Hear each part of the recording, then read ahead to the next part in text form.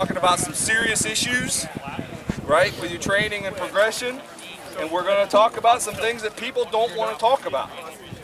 They don't want to admit this stuff, right, because we all have this narrative in our head about what we're doing. The problem is many times the narrative in your head doesn't match up to the world around you. And we're going to be dealing with how to deal with that. I have notes. If you want them now, you can take them and pass them around, or you can just take some afterwards. All right? So most of this is going to be discussion. I'm going to cover sections, and then we'll have a moment to actually have some questions or discussions about each. It's a lot of material. I want to move through it. So the first thing I'm going to tell you is I want to establish why I'm teaching this class. Okay? We're talking about the victorious mind here, right? So that's an interesting topic, because for me, as a heroic age reenactor, I try in my entire life to have about me the heroic Germanic ideal, which is that I am never defeated. I can be bleeding out with boar spears sticking out of my body, and I will, as the Havamal tells me, joyfully. Joyful is the princely son until his dying day, right? But we're going to get to that. What we're going to be talking about is eventually the psychology of winning. What I talked about in the beginning of class is, why does this guy dominate the field and this guy not? What's the cause of that? There's obviously a huge giant ball of things involved in that. Athletic ability, background. We're going to talk about those things today. What's the difference? These are my perceptions. First of all, I'm not a duke, I'm not a count, I've never won crown. I've finaled four times, and I've finaled, been in the finals twice. However, winning crown is not about dominating the field. You can win crown all day long, and then the rest of the year you just get beat up. We're talking about those people who consistently and persistently dominate the field. Right? You want to become that person. This lesson, I'm going to tell you right now, was taught to me by, at the time, Earl Branos, 16 years ago. Now, he didn't take a whole class. He took one TOC, and he looked through my bar grill, and he said, do these 4 things, and you will not suck. Right? And in the last 16 years, that's all I've done, is those 4 things. Right? So we're going to talk about them. 4 parts. Before I can get to the final part, the most important part, the victorious mind, we have to cover the first 3 stages. They go in an order of how difficult it is to progress. To go from the new guy who can't do anything to the guy dominating the field. Part 1. Perfecting your armor. Why is this part 1? Because it's the easiest thing in the world to do. Either you go make a bunch of money and spend it, or you get really crafty, or you stay persistent. So let me talk about this. Several parts of this. Making and remaking armor until it is a second skin. I've been fighting 16 years, and I am still making armor. I am still perfecting and changing and altering. What do we consistently see from the guys who don't progress? We consistently see that they have that same shitty damn leg harness they've had on for 5 years, that they are fighting it more than they're fighting the guy in front of them. Fighters who do not progress get to a point and they go, good enough, and then they hope that they go beyond that. You cannot effectively fight your enemy if you're also fighting your armor. Period. Sports armor may not always be the best answer. We are finding from many of our friends who are currently fighting in Battle of the Nations or ACL, many of them are coming back and reporting, holy crap, real armor works. Right? And so, just thinking, oh, Gunnar said I have to perfect armor, so I need to get into the minimum amount of armor possible, and I need to be in Zoom Bang, and I need to be in all this stuff. No. Right? And we're going to move on to that. Recognizing that pursuing authenticity in armor means you may need to dedicate more effort to being good, to use it competitively. Do I have any real 14th century guys here who maybe not have that kit today, but they got it home. They got it. They got, Globos breastplate, and you can't bend at the waist, and all that stuff. You think of the Battle of the 30. That's some serious armor to be fighting, right? So it takes more effort. It takes more dedication to raise your skill level in that level of armor. But there's a joy that comes with it, and it can be done. Zoro, though, fights in a fairly substantial kit. He's been fighting in it for a long time, and he's pretty damn good. So it can be done. So don't think that perfecting armor means I need to go get the minimal crap I can so that I can move around a lot.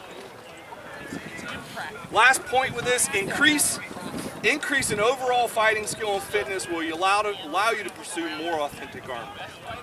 Right?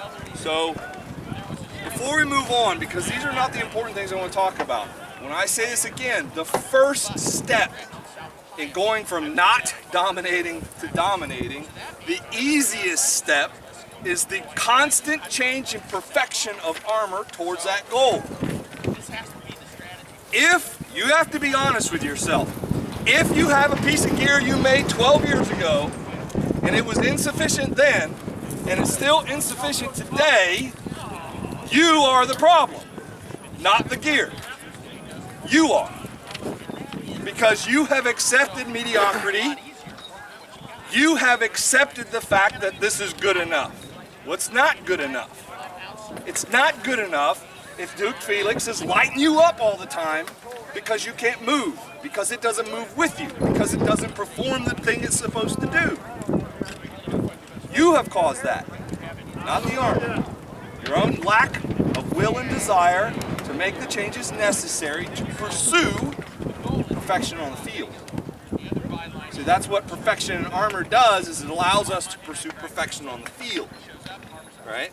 So this number one thing, perfect your kit. Get it right.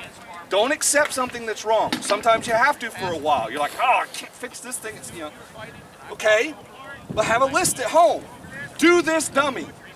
Right? That should be on your armor list. This damn gorget bites my helmet and keeps me from moving my head so I can't look left and right. You write it there so that you walk by it and you feel convicted by it every time you walk by it and know you haven't marked it off your list. Right? Taking ownership of this. Any questions on that first section? All right? Now we recognize there are difficulties. There's cost involved. Right? But it's not always about what you buy. Sometimes it's about what you build, what your effort is, who you know, who you learn, who you see on Facebook and go, holy crap, that guy has the answer. And you write them and say, hey guy who has the answer, how do I do that? Right? But you gotta not be lazy about it. You gotta pursue this. Any questions on armor? Good. Again, we don't want to hang up on these first three. Part 2, increase in fighting fitness. We're talking about how to do this. How to go from not winning to winning. Now it's very important that we go through these points. First, fighting fitness is not necessary. What's Gunnar saying? Is he saying that you don't have to be fit to fight? Yes, I am saying that. And I can give you the example. I have known several older, overweight, smokes 2 packs a day, about to die and fall in the grave dukes who will beat your ass every time you get in front of them. Okay? You do not need to be fit to be great. The people who do that, I want you to think about those people. There's a defining characteristic usually about them. One, they're not normal. Okay? They are generally hard as nails and mean. Okay? What they're doing is they're using their willpower to overcome the hurdles of their physical body in front of them. Does that make sense to you? All right? So if you're one of those people, great. We'll say great things about you when you do fall in the grave. But most of us are not those people. Most of us, we go, oh, God, my knee is killing me, and we don't want to go fight. Those people aren't normal. They go, oh, God, my knee is killing me. I'm going to kill you. Right? That is not most of us. You need to accept that. Okay? So yes, it's true. You do not need to pursue fitness to be a good fighter.